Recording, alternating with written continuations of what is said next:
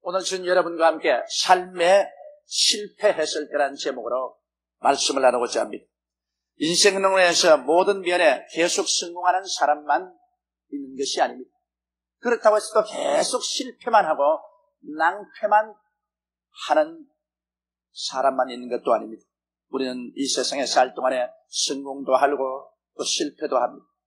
그러나 우리가 삶에 실패하고 절망했을 때 우리의 삶을 도로 회복시키고 정상 궤도에 올려 성공을 가져오게 하는 길을 잘 알고 있어야만 하는 것입니다. 우리가 낯선 길을 갈 때 길을 잃어버릴 수 있습니다. 그러나 계속해서 길을 잃어버리고 있으면 낭패가 나죠. 길을 잃어버렸었으면 또 길을 찾을 수 있는 방법도 알고 있어야만 하는 것입니다. 오늘 여기에 대한 교훈을 우리는 베드로의 생애를 통해서 알 수가 있습니다. 베드로는 고기잡이의 아들로 태어나서 잔뼈가 굵도록 갈릴리 해변에서 그물을 던지며 고기를 잡았습니다. 그래서 고기잡이에는 일가견이 있고 도가 트인 사람입니다. 그런데도 불구하고 그는 가난을 면치 못했습니다. 왜냐하면 고기잡이가 시원치 않았었습니다. 그리고 그의 장모는 병들어 누워있고 약값도 많이 들고 또 처자를 먹여 살린다는 것이 힘들었었습니다. 하루는 밤새도록 나가서 그물을 던지며 고기를 잡았으나 한 마리도 잡지 못했습니다. 아침 해가 떠오를 때 노를 지어서 해변가에 나왔습니다만 그런 마음의 걱정이 태산입니다. 빚을 갚아야지요. 약값을 지불해야지요. 또 생활비를 벌어야지요. 이런 모든 것이 잘 되지 않아서 자기의 무능에 절망했습니다. 그런 중에 예수님께서 그 빈배에 들어와서 빈배를 빌리셔서 말씀을 그에 대해서 전가하시고 난 다음에 베드로에게 깊은 곳에 가서 그물을 던져 고기를 잡아라고 하셨습니다. 이래서 그는 예수님의 말씀에 의지해서 깊은 곳에 가서 그물을 던지니 고기가 잡힌 것이 굉장히 많았습니다. 그래서 자기 배에도 가득 채우고 자기의 친구들도 불러서 그 배에도 가득 채우고 난다. 그 체험을 통해서 베드로의 생애는 완전히 달라져 버리고 말았었습니다.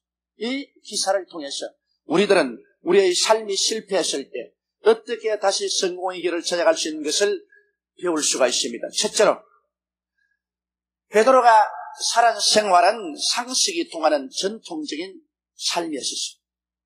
오늘 우리가 상식적으로 생각하고 우리가 조상대대로 새로운 전통적으로 생각하는 것은 일반적인 대중이 살아가는 길인 것입니다. 또 그 길이 나쁘지가 않습니다.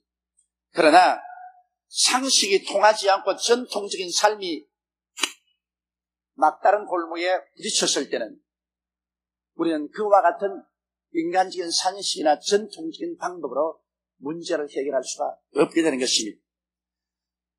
베드로는 갈릴리 어부이면 누구나 행하는 방법으로 고기를 잡으러 늘 갔었습니다. 왜냐하면 갈릴리는 물이 너무 맑기 때문에 낮에는 그물을 던져도 고기를 못 잡습니다. 왜냐하면 그물이 내려오는 것이 다 보이기 때문에 그물이 내려오면 고기들이 도망을 쳐버리고 맙니다. 그리고 또 낮에는 고기들이 모두 다 깊은 곳에 들어가 있기 때문에 그 깊은 곳에 그물을 던져서 고기가 있는 데까지 미치지를 못합니다. 이러므로 언제나 야간에 가서 고기를 잡습니다. 밤에는 고기들이 해변가로 나오고 또 해변가는 얕을 뿐 아니라 어둡기 때문에 그물이 내려오는 것이 보이지 않습니다. 이러므로 밤에 고기를 잡습니다. 이러므로 언제나 갈릴리의 여부들은 밤에 가야 고기를 잡고 깊은 곳에서는 그물을 내려야 고기를 잡을 수가 없고 얕은 곳에 그물을 내려야 고기를 잡을 수 있다는 것이 그들의 상식이요 전통적인 고기잡이 하는 방법이었습니다. 그러나 베드로는 이 상식과 전통적인 고기잡이 방법을 갖고 나가서 밤이 새도록 그물을 던졌으나 단 한 마리도 잡지를 못했습니다. 상식이 통하지 아니하고 전통적인 삶의 방법이 통하지를 않습니다. 인간의 노력의 한계점에 도달하고 마는 것입니다.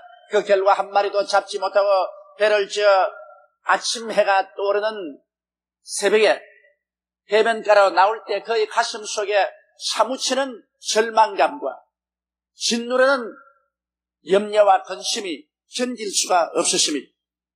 그래서 그는 해변가에 배를 대놓고 그물을 씻기 시하고 찢어진 그물을 깁기 시한 것입니다. 여러분, 오늘날 우리가 인생을 살아가는데 상식적이고 전통적인 삶을 사는 것을 수평적인 사고를 가지고 산다고 말할 수가 있는 것입니다. 언제나 수평적으로, 경험적으로, 역사적으로 인생을 살아가는 것입니다.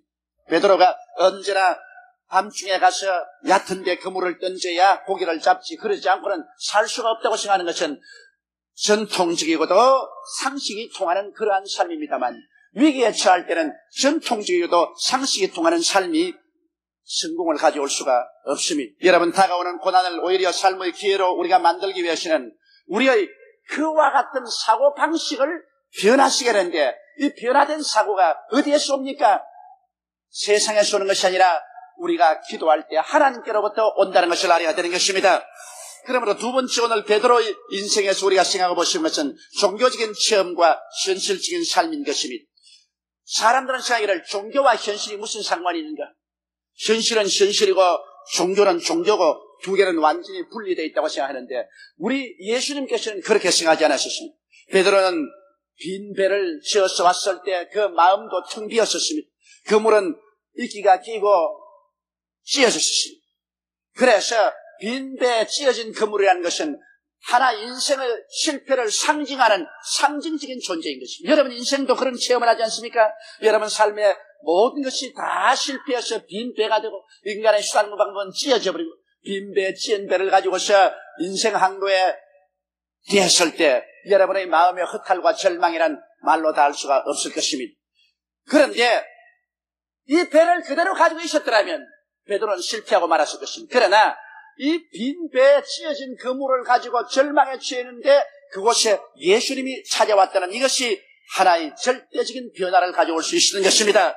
예수님이 안 찾아왔으면 그 배는 평생 빈 배고 그물은 찢어졌고 베드로는 망했을 것입니다. 그러나 그 빈 배에 찢어진 그물을 가진 그곳에 예수님께서 찾아오셔서 잠시 그 배를 빌려달라고 하는 것입니다. 예수님께서는 세상 사람이 다 버린 빈 배에 찢어진 그물이라도 주님은 찾아와서 빌려쓰기를 원하시는 것입니다.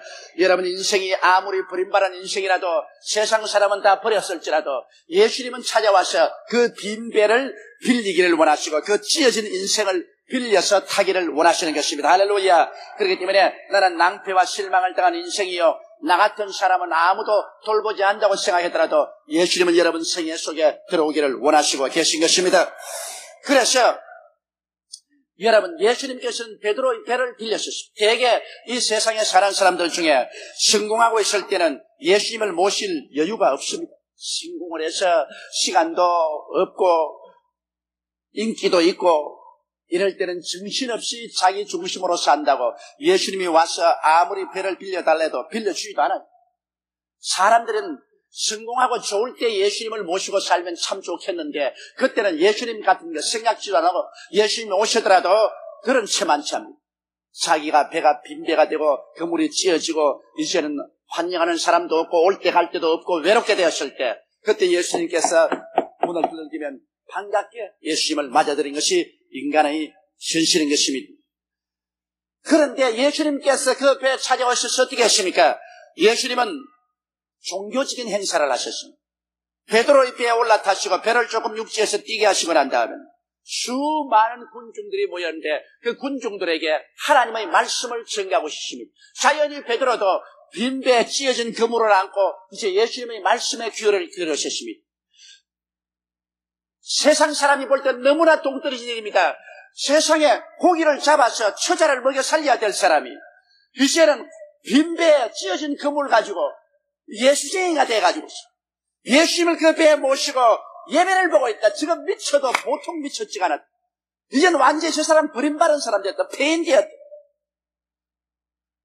베드로의 동료들조차도 비웃었습니다. 저 사람이 이제는 완전히 돌았고 저 사람이 이제는 삶을 포기한 사람 아니고 현실의 삶의 어려운 것을 해결하려고 하지 않고 이제는 예수님을 그 배에 모시고 부흥회를 인도하고 있다니 세상에 저럴 수가 있느냐. 그런 소리를 이 세상에서 듣는 사람들이 많습니다. 생활에 낭패와 실망을 당하고 그 다음에는 자기 부인 따라서 교회가 턱 앉아서 하나님 말씀 듣고 있습니다. 그러면 그 일가 친척이나 친구들이 보고 저것은 완전히 이제 버림받은 자식, 이젠 세상에 실패하고 나니까 마누라 따라가가지고서 교회에 앉아있고 손바닥 치고 할렐루야 하고 있고 완전히 돌았지. 이제는 쓸모없는 인간이다. 그렇게 생각할 때가 많습니다. 그러나 여러분, 현실 생활과 너무나 동떨어졌다고 생각이 되고 친구와 이웃의 조소를 받지만은 바로 그 자리가 수평적인 인생을 살다가 실패한 사람이 수직적으로 인생을 재출발한 자리라는 것을 알아야만 되는 것입니다. 우리 신앙이란 수평적인 인생 생활에 실패한 사람들이 수직적인 삶을 새롭게 출발하는 훈련장이 바로 교회인 것입니다. 여러분, 예수님께서 하나님 말씀을 마치시고 난 다음에 베드로를 이제 끝났으니까 감사합니다, 안녕히 계십시오, 그리고 나간 예수님이 아니십니다. 예수님께서는 베드로를 보시고 하신 말씀이 깊은 곳에 가서 그물을 던져 고기를 잡으라고 말하시죠. 완전히 수평적인 사고방식에 어긋납니다. 이것은 상식이 통하고 전통적인 삶으로서는 대낮에 깊은 곳에 가서 그물을 던져가 고기를 잡는다는 것은 상상도 할 수 없는 일인 것입니다. 그러나 예수님께서는 하늘에서 내려오신 분이신 것입니다. 세상에서 태어나서 세상에서 사는 분이 아니요, 예수님은 하늘에서 내려오신 분이기 때문에 예수님의 사고방식은 상식적이고 수평적인 것이 아니라 전통적인 것이 아니라 수직적이요 천례적인 것입니다. 그래서 예수님께서는 수직적인 말씀, 천례적인 말씀을 베드로에게 준 것입니다. 베드로는 이 말을 받아야만 했습니다. 주의 이 말씀을 비웃고 어리석게 생각하고 받아들이지 않는다면 이 사람은 인생 계획이 이루어지지 않습니다. 여러분, 예수를 믿는 사람들은 예수를 믿고 신앙을 갖고 구원만 받은 것이 아니라 우리의 삶의 새로운 사고방식을 가지고 새로운 방법으로 인생을 사는 것입니다. 전통적이고 상식이 통하는 인생을 사는 것이 아닙니다. 이제는 하나님의 계시적이고 신앙적이며 기적적인 인생을 살게 되는 것입니다. 사람이 떡으로만 살 것이 아니요 하나님 입으로 나오는 모든 말씀으로 살 것이라고 말한 것입니다. 전통적인 떡으로 사는 것이 아니라 하나님 말씀으로 사는 것입니다. 나의 의인은 믿음으로 말미암아 살리라. 상식적으로 사는 것이 아니라 믿음으로 인생을 사는 새로운 훈련 세계 속에 들어오게 된 것입니다. 이것을 적용하기 위해서 예수님 앞에 나와서 예배드리고 기도하고 주의 말씀을 받고 은혜를 받게 되는 것입니다. 세 번째로 이제 예수님이 주시는 수직적인 삶의 아이디어를 한번 우리 살펴보십시다. 예수님께서는 현실적인 삶의 중요성을 절대 무시하지 않습니다. 오직 순서를 주님께서 올바르게 취하라는 것입니다. 현재 무엇을 먹을까, 무엇을 입을까, 무엇을 마실까 하는 것이 나쁘다고 주님 말하지 않습니다. 많은 사람은 생각하기를 예수 믿고 종교를 가지면 현실을 저버리고 바람내고 저 산에 들어가서 살아야 된다고 생각하는데 잘못된 일입니다. 주님께서는 우리와 하여금 예수 믿고 난 다음 우리의 현실 인생 자리를 떠나라고 말하지 않으셨습니다. 그 나라와 그 일을 먼저 구하라. 그래야만 이 모든 것을 내게 도와주라고 순서를 바꾸라는 것입니다. 먼저 할 것 먼저 하고 나중 할 것 나중 하는데 먼저 할 것이 뭐냐? 하늘나라와 하나님의 의를 먼저 구하는 것이 인생의 먼저 할 것이라는 것입니다. 예배부터 먼저 드리고 하나님부터 먼저 섬기고 그 다음에 우리가 이 세상에 무엇을 먹을까, 무엇을 입을까, 무엇을 마실까 세상 일을 다 하라는 것입니다. 세상에 인생이 살아가는데 필요한 일을 주님 하지 말고 빈손 들고 가만 앉으시라고 말하지 않으셨습니다. 걸벗고 굶주리고 앙톨 들고 살라고 말하지 않으셨습니다.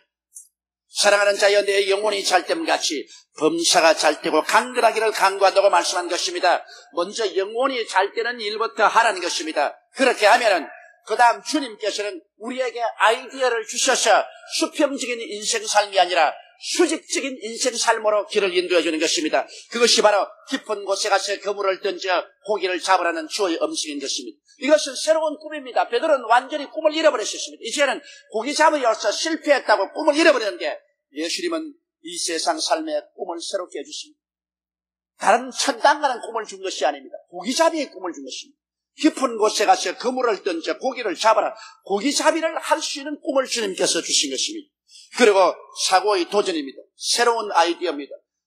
밤에 고기를 잡는데 예수님은 대낮에 고기를 잡으라 그럽니다. 얕은 곳에 가야 고기를 잡는데 주님께서는 깊은 곳에 가서 고기를 잡으라 그럽니다.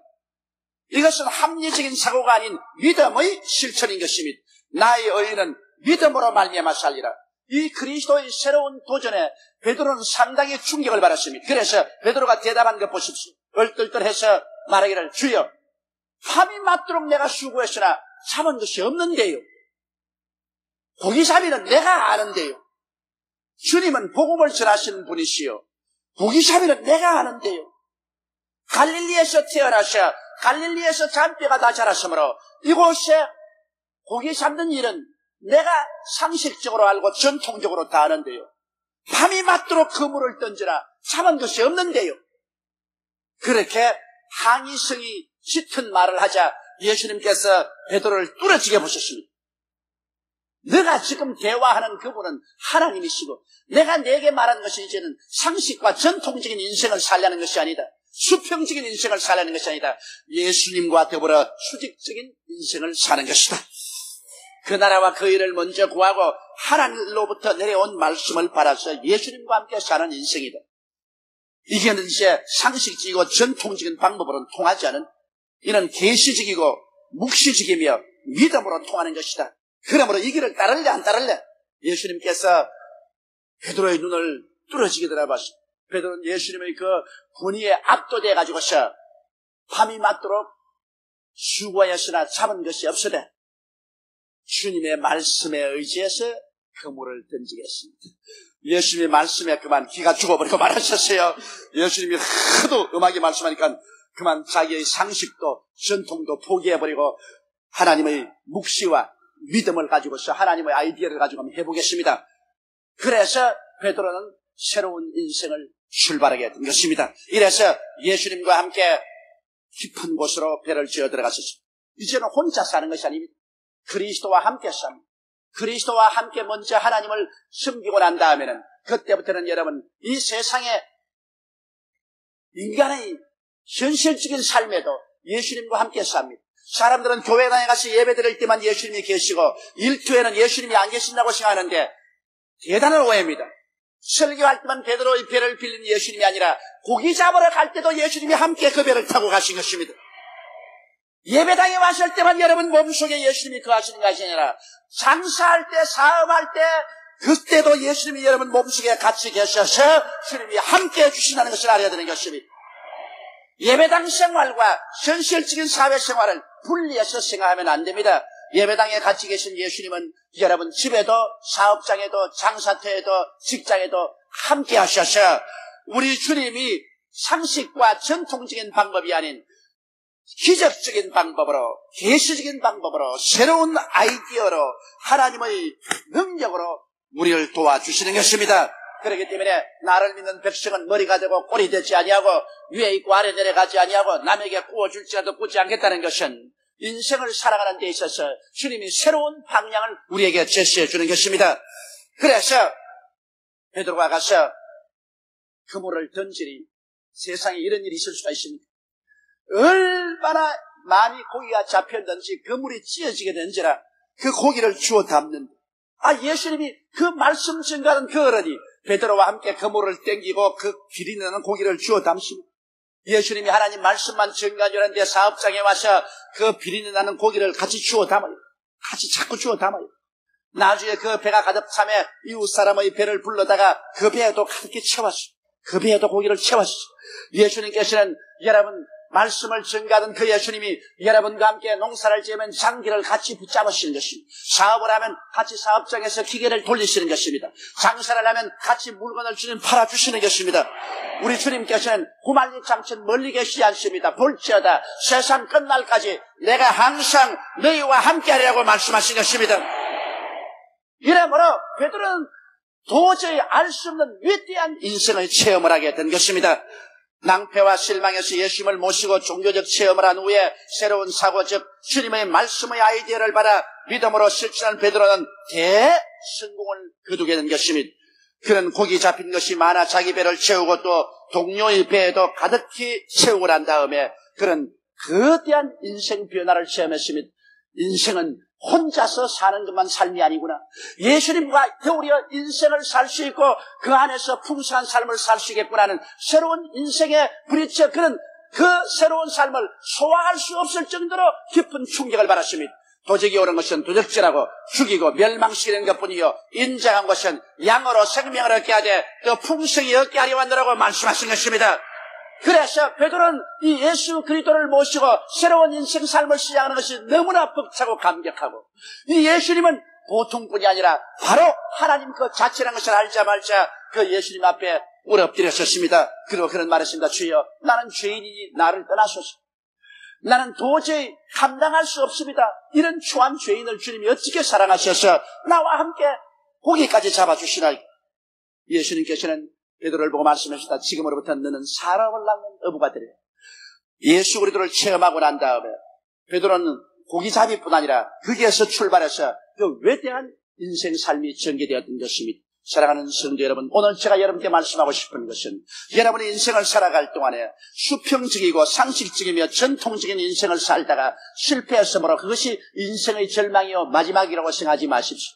주님이 빈배에 찢어진 그물을 가지고 하염없이 하늘을 쳐다보고 있는 여러분의 배에 반드시 찾아오시는 것입니다. 그 배를 빌려다오. 너희 빈배에 찢어진 그물, 그 배를 내게 빌려다오. 그것에서 나와 함께 천국 사업을 먼저 하자. 먼저 부흥회부터 해보자. 먼저 회개하고 예수부터 믿어보고 그리고 하늘나라가 이루어지도록 신앙생활 속에 먼저 한번 들어가보자. 그 고기잡이 배가 바로 예배당이 되게 한번 만들어보자.